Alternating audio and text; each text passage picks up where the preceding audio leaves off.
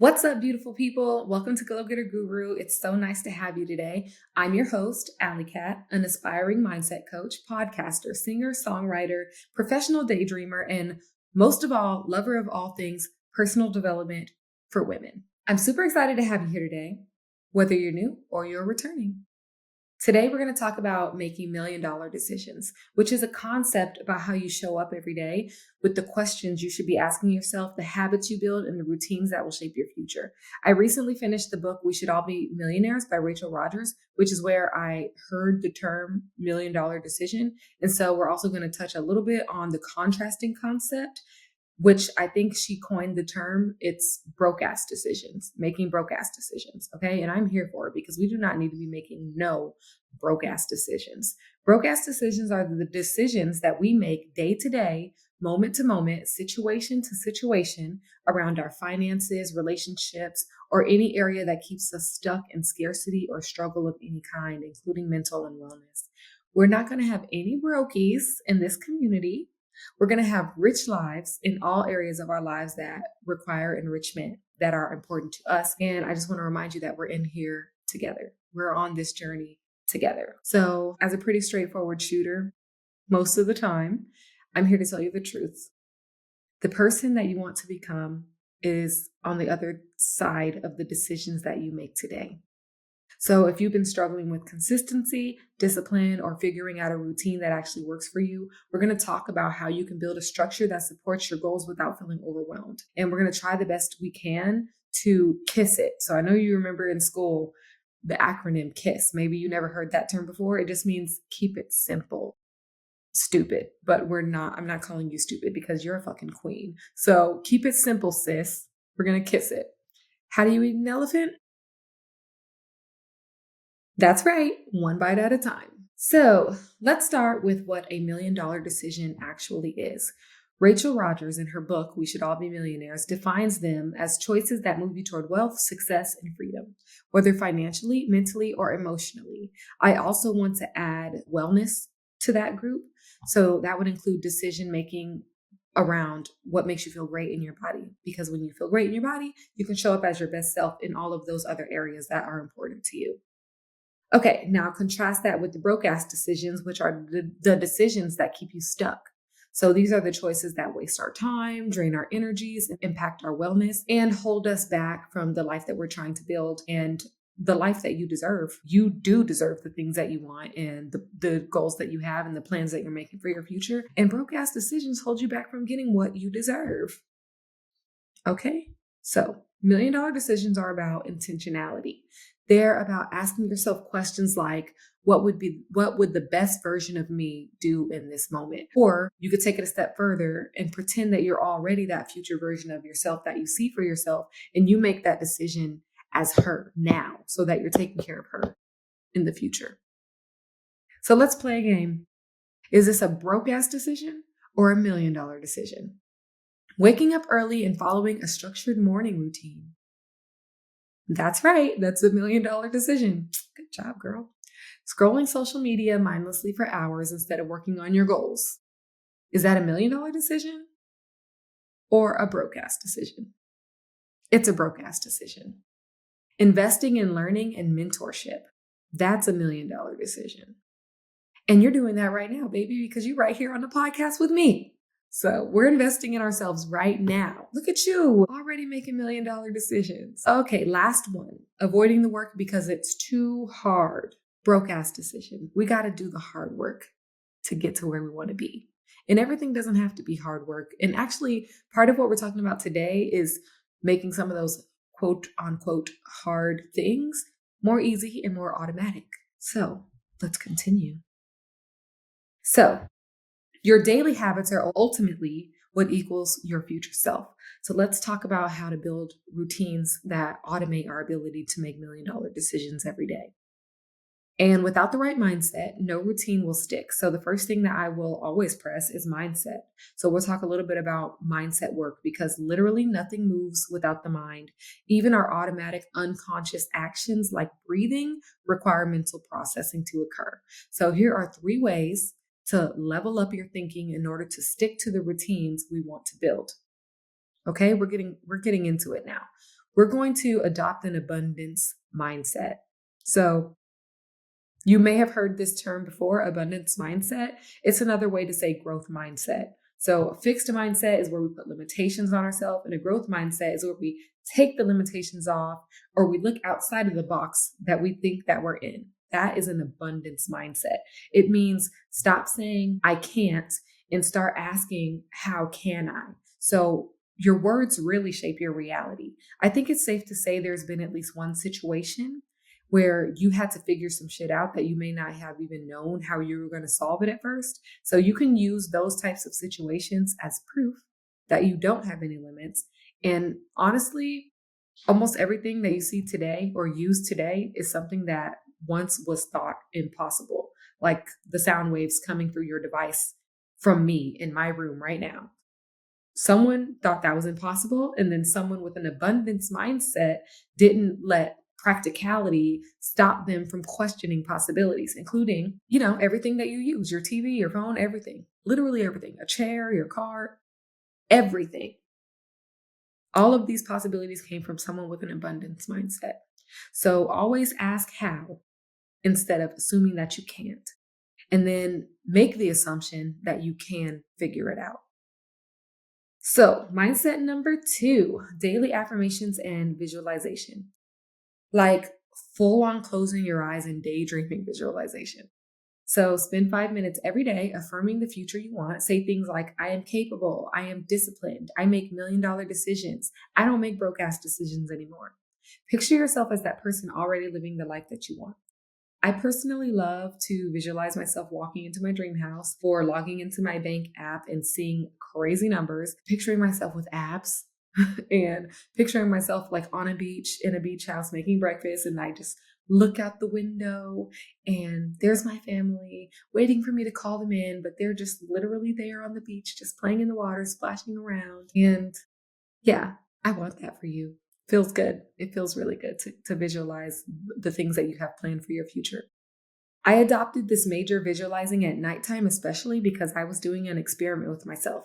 Because I do affirmations as part of my morning routine, but I had always noticed that my fears, anxieties, and worries were always manifesting themselves in my dreams because I had this weird rule, like up until a few weeks ago when I started this experiment, where if something triggered me or made me want to cry, I would try my best to push through the day and I'd reserve the tears for when I'm going to bed. Literally, I would give myself like a 20 to 30 minute crying limit allowance on an as needed basis. But anyway, when I had dreams involving myself, they were always negative. But when I started a few weeks ago with this experiment with visualizing like being the last thing that I do before I close my eyes, like while I'm actively trying to fall asleep, I do the daydreaming and visualization of me in those places and situations that I plan to be in, like I just shared. So my dreams, I noticed over the last few weeks, they actually have started to change. And so that made me so curious, like, oh, is this a thing? So I was digging around on Google and I found things that were telling me that our thoughts can influence our dreams and it can make them more likely to be positive if you're doing positive thoughts before you go to bed or visualizing, positive things. So I know that was a short detour, but I wanted to share that with you in case you wanted to try it or add it to any nighttime routine if you have any plans to have a nighttime routine. And then the third mindset tip would be to reframe failure. So reframing failure. So instead of seeing setbacks as proof that you're not good enough, see them as lessons and something that is abundantly normal among humans of all levels of success, experience failure. So every successful person has failed their way forward. The difference is that they didn't quit. So you're only a failure if you choose not to learn from those experiences and if you beat yourself up about this basic human function, because really that is all it is. It's a basic part of the human experience. Not one person on this planet hasn't failed unless they're a newborn baby. Okay. So next, that was it for mindset. So the next thing we're going to talk about is building on that mindset and using it to fuel your discipline, which is not to be confused with motivation because motivation fades over time. It's different from discipline because discipline is more about systems. So the systems and the habits are habit systems. There we go.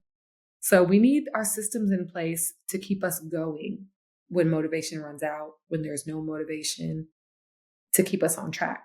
So ideally, the systems we create will become automatic over time because discipline actually takes a lot of energy and a lot of brain power and intention in the beginning when you're first setting up your routine.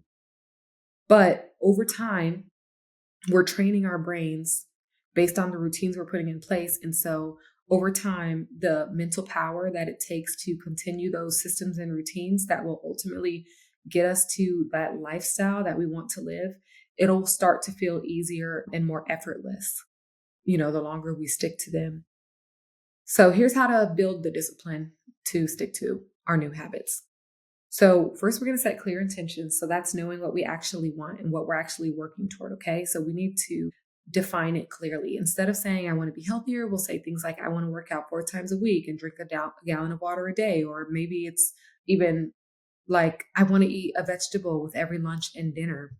So one, intention. Two, habit stacking. So attach a new habit to an existing one. So when you go to the grocery store, always start in the produce section and always pick a vegetable or two first before you grab the rest of your groceries, or go to the canned vegetable aisle first and grab some canned, already seasoned vegetables. And that'll make it easy to heat up later and just add it to your plate.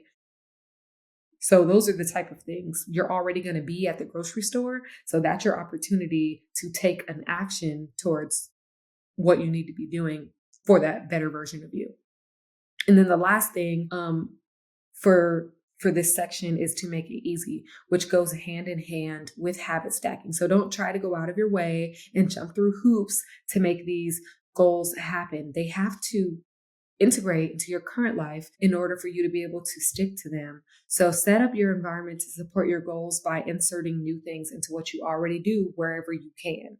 Sometimes I understand they might be something completely different. You don't even have anything that you do that's remotely close, but we're going to start getting our solid foundation in place by looking at the things that we want and habit stacking them and making it easy into what we know that we already do on a day-to-day basis.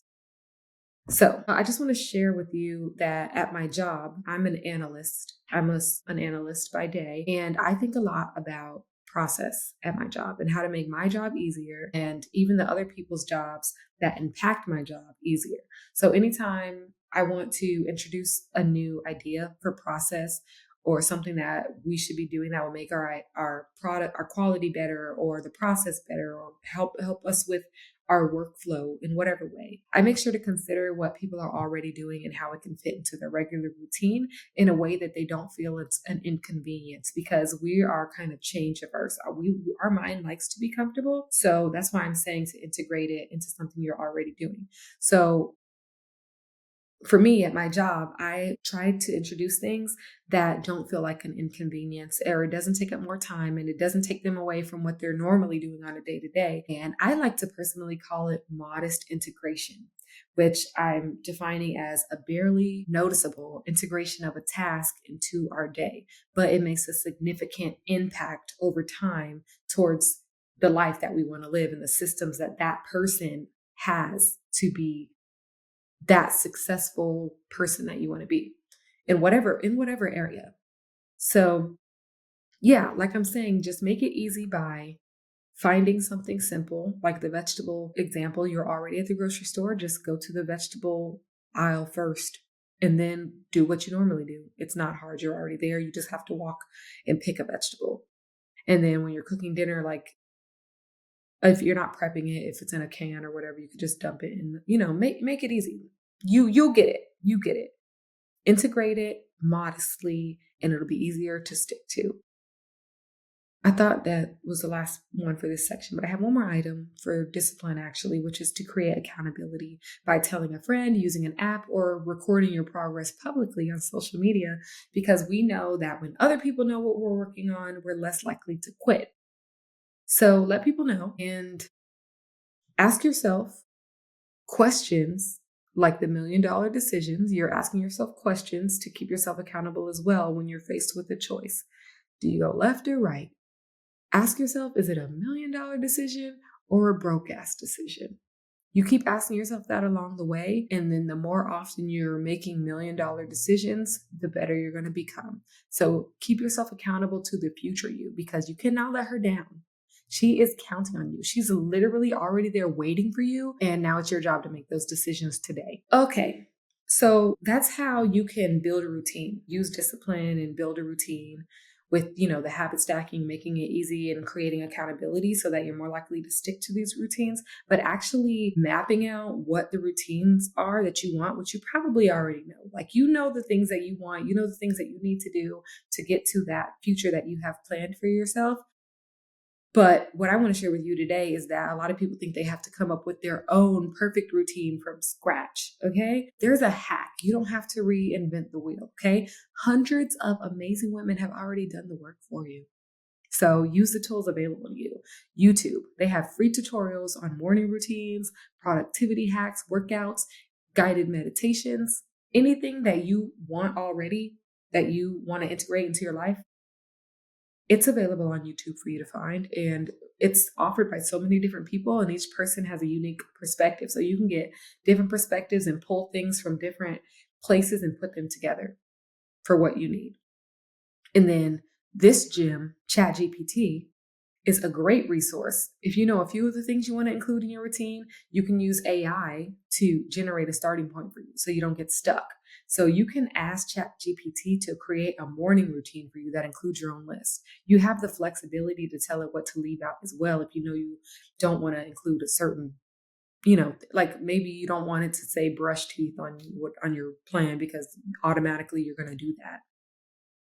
So yeah, just an example of using ChatGPT. You can go into ChatGPT and say, hey, create a morning routine for me and make sure that it includes a 5-minute meditation, a 10-minute stretch, affirmations in the morning, a journaling prompt, and it needs to be no longer than 1 hour, or it needs to be no longer than 45 minutes or 35 minutes. Please include timestamps. I'm going to wake up at 7 a.m. You can give it all the detail that you know. Like I said, it doesn't have to be the whole routine because that's why you're using ChatGPT, but give it the detail that you know that you want to do. Like, I know I can wake up at this time. Then I know I need to start getting my day started at this time. Give ChatGPT those details and what to include, and they'll spit something out for you. And then you can review it and download it, copy it to Word, edit it how you want. And if you don't like it, you can ask ChatGPT to generate a different one. Or you can even have the conversation with ChatGPT like, can you take out journaling?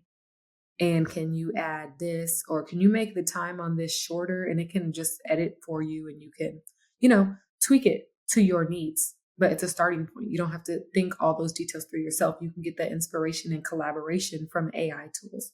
And then social media, of course. Besides YouTube, you can follow creators that share practical real life routines. I especially love TikTok because there are so many routines of like what I eat in a day, how I lost my mommy pooch. Those are the things that I like to watch because I'm trying to focus on my wellness mostly. So instead of just watching them, take notes by observing them and adapting what some of the things that they do that works for you. So I'm like me, I might watch a what I eat in a day and I might hate 3 out of the 4 meals that she shared. But the one meal, I'm like, damn, that's easy and it looks delicious. I'm going to try that. And then you can start experimenting with the advice that the other women are already giving you. You don't have to think too hard about what works for you. You can see what works for other people that are already in that position that you want and experiment different things and find what works for you. And then once you're comfortable, naturally, your natural tweaks that you want to make and the natural things that work more for you from a starting point, you'll be able to adjust those as you go on. So make sure you use your resources. Okay. Yeah. So the key is to just curate your inputs, but using your resources as a starting point. Don't start from scratch. You're not in this alone. Okay. So let's see, where do we want to go next? All right, let's close it out. So at the end of the day, your routine should feel doable, not overwhelming. Remember, modest integration. Start small. I'm going to challenge you to pick just $1 million decision to focus on this week. Maybe it's waking up early, prepping your meals, or cutting out distractions, making a budget or reviewing your spending, whatever it is, just commit to it. Okay. And if today's episode spoke to you, please rate it 5 stars. Please rate it 5 stars and share it with someone who needs to hear it. Okay. Until next time. Bye, girl. I'll see you next week.